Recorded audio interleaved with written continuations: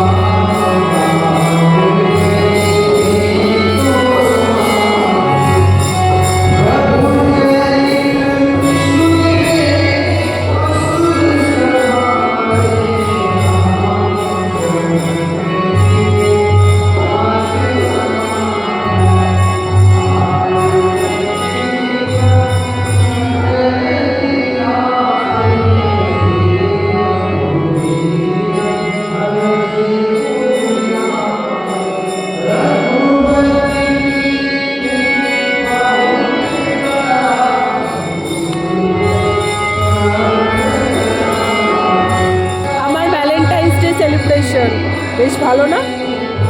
হরে কৃষ্ণ, রাধে রাধে, হরি বল।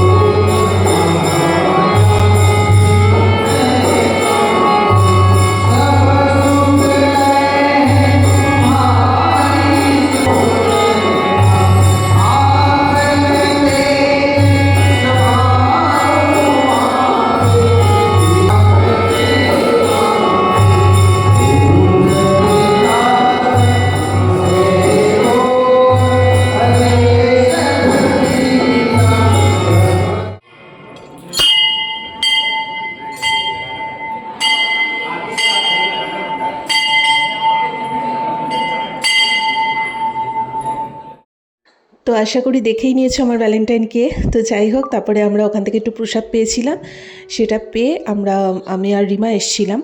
তো যাই হোক, তারপর আমরা এখান থেকে টুকটুক করে বেরোবো, বেরিয়ে একটুখানি খাওয়া দাওয়া করতে যাব। তার আগেই দেখলাম যে এই মন্দিরটার বাইরেই পাশেই হচ্ছে একটা কালী টেম্পল।